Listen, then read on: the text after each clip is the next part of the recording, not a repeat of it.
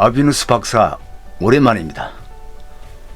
댕보대의 화상통화를 받은 아비누스가 반갑게 옹했다. 하하, 앵머스 박사, 나도 조만간 통화를 하려고 했습니다. 오히려 먼저 전화를 주셨군요. 오늘 버드리아족을 만나 지구로 이주를 제안했습니다.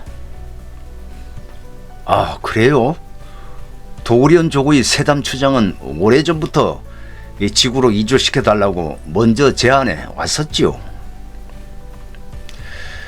저번 통화에서 더러 잘 알고 있습니다.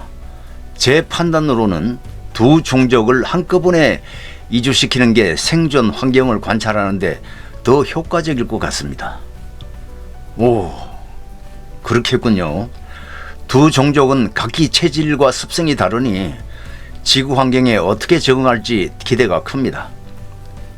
박사님도 그리 생각하신다면 대지도자님께서 협조를 요청해야 되지 않을까요? 물론입니다. 이번 건에 대해 제가 대지도자님께 이미 면담을 요청해 두었습니다. 그동안은 화성인들의 이주 프로젝트가 우선이기에 제 요청을 보류하셨는데 이번에 결정을 내리신 것 같습니다. 대지도자님도 두 종족을 앞서 이주시켜서 관찰하는 게 화성인들의 대규모 이주 프로젝트를 연구하는데 큰 도움이 된다면서 쾌히 동의했었어요. 시간이 되면 함께 가시지요. 당연하지요. 면담 일정이 결정되는 대로 알려주세요. 화상통화를 마친 댕버드는 아비누스와 의견이 거의 일치한다는 사실에 마음이 놓였다. 아비누스 박사의 생각도 나와 다르지 않군. 두 종족이 지구로 이주하면 같이 가서 당분간 이들을 관찰해야겠어. 다음날 아침 앵머스가 화상통화를 걸어왔다. 앵머스 수장, 이렇게 아침 일찍 연락을 주신 걸 보니 긍정적인 소식인가 보군요. 그렇습니다. 박사님이 제안하신 대로 저희 종족은 지구로 이주를 결정했습니다.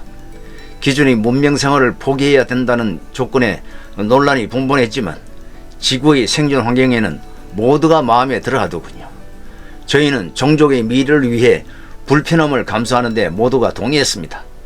박사님의 설명이 우리 종족들의 결정에 결정적 역할을 했습니다. 향후 이주 계획은 박사님의 지시에 따르겠습니다. 앵머스 추장, 버드리아 족의 결단에 감사드립니다. 며칠 뒤 대지도자님과 면담하게 되면 구체적인 이주 계획이 결정될 겁니다. 그때까지 마음의 준비들 하고 계세요. 알겠습니다.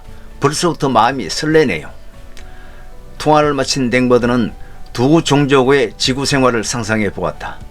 먼 옛날 화성의 선조들 중 중병에 걸려 삶을 포기하기 직전의 사람이나 사업을 하다 막다른 골목에 다다른 사람, 또 마음을 비우고 살려는 많은 사연을 가진 사람들의 일부가 첨단 문명 생활을 포기한 채 농촌이나 깊은 산으로 들어가 자연 친화적인 삶을 영위했었다. 문명의 혜택 없이도 얼마든지 건강하고 행복하며 오히려 장수했다는 역사적인 사실은 좋은 본보기가 될 수 있었다. 그래, 어쩌면 도리언족이나 버드리아 족에게 지구의 이주는 그들에게 최고의 기회가 될 수도 있을 거야.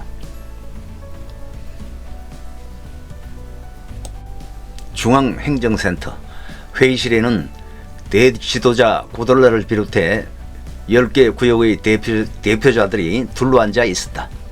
여느 때와 달리 2명의 박사가 업적으로 참석했는데 그들은 아비누스와 댕버드 박사였다. 대표자들을 둘러본 고돌라가 회의 안건을 발의했다. 오늘 회의는 도구리온족과 버드리아족을 관찰해온 두 박사의 제안을 듣기 위함입니다.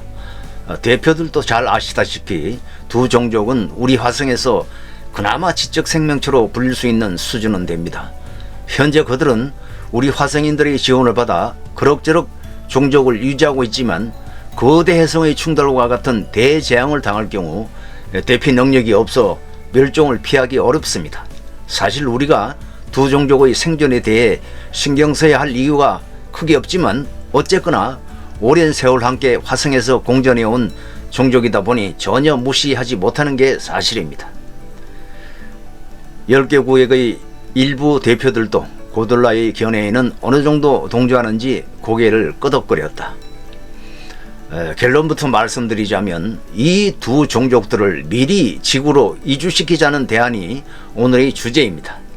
최근 우리는 이 지구라는 행성을 이용하려 하고 있습니다. 특히 미래에는 지구가 우리의 생존을 책임져 줄지도 모르는 것과 관련하여 이 두 종족의 역할을 기대해 볼 수도 있습니다. 물론 두 종족을 이용만 하자는 것은 아닙니다.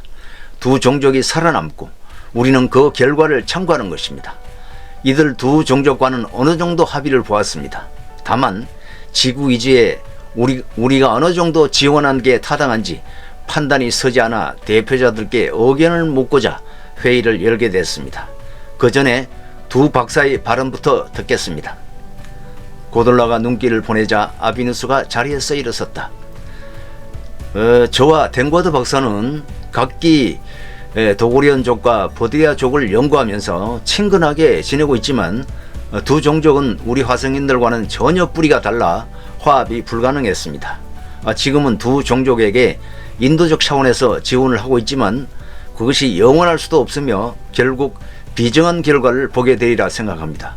그리고 어차피 우리의 지구 이주 프로젝트를 보다 확실하게 진행하기 위해서는 두 종족이 지구의 환경에 어떻게 적응하는지와 그들의 생존에도 서로 도움이 된다고 생각합니다.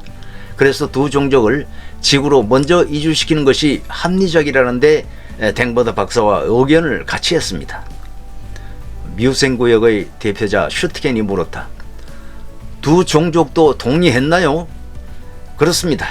저희는 두 종족의 주장을 만나 동족 전체의 동의를 받아냈습니다. 박사는 두 종족이 지구 환경에 적응할 수 있다고 확신합니까?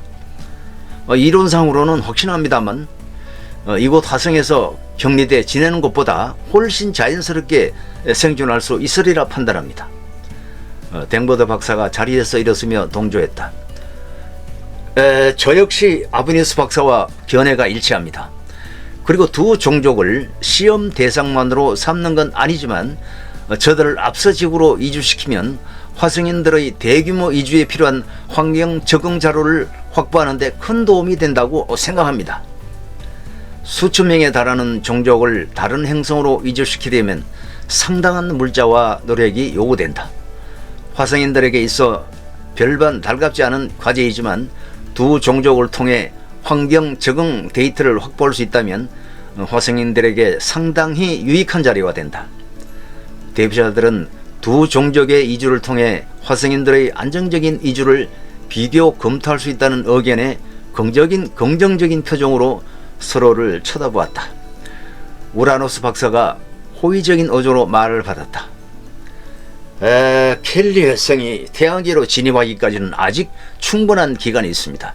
그때까지 두 종족의 생존을 지켜보는 것도 나쁘지 않겠군요. 긍정적이지 않던 다른 대표들도 설명을 듣고 나서야 두 종족을 지구로 이주시키는데 이견이 없었다. 이에 고돌라가 다음 과정으로 넘어갔다. 그럼 두 종족의 지구 사전 이주를 추진토록 하겠소. 두 종족을 어떤 형태로 이주하느냐를 논의하기 전에 댕버드 박사로부터 제안 설명을 듣기로 하겠소. 저와 아비누스 박사는 두 종족에게 현재 누리고 있는 문명을 포기하라는 조건을 제시했습니다. 그러나 지구에는 자연적인 활용 말고는 상시 사용할 수 있는 불이 없습니다. 두 종족의 생존을 위해 불과 같은 기본적인 문명을 허락해야 할 것 같고요. 기본적인 질병을 치료할 수 있는 일부 약제의 지원과 그 외에 생활에 필요한 기본적인 것들 정도로 지원을 하고자 합니다. 이는 운송 문제도 있지만 차라리 자연 그대로 생존을 시작함으로써 처음에는 많은 불편이 있겠지만 오히려 나중에는 더욱 자연스러운 생활이 될 것으로 저희 연구 결과라 확신합니다. 지금도 우리의 도움이 없으면 멸종되어 가는 것이 현실입니다. 그러나 지구와 같이 전혀 오염이 없고 먹이가 풍부한 자연에서의 생활은 높은 생명력을 부여받을 것입니다. 고고 인류학자인 슈트케는 두 종족을 거의 맨몸으로 쫓아내는 것 같아 조금은 안쓰러웠다. 지구가 화성과는 전혀 다른 환경인데 조금은 가혹한 조건이 아닌가 싶군요. 예, 두 종족이 우리 화성인에 비해 미개인일 뿐일 뿐 지구에서는 유인원들보다 훨씬 지혜롭습니다. 게다가 지구에서 생존할 풍부한 천연 자원들은 스스로 취득할 수도 있으니 생존에 더 유리할 수 있습니다. 나머지 대표자들은 미개 종족들의 이주 문제로 더는 고민하고 싶지 않은 듯 별다른 의견을 제시하지 않았다. 대표자들의 표정을 읽은 코돌라가 결정을 내렸다. 그럼 아비누스 박사와 댕버드 박사의 제안대로 두 종족이 지닌 현재의 문명을 제안해서 이주시키도록 하겠소. 하지만 아직 정착지에 대한 환경조사가 진행 중이니 저들의 이주 시기는 탐사팀이 귀환한 후 결정하겠소.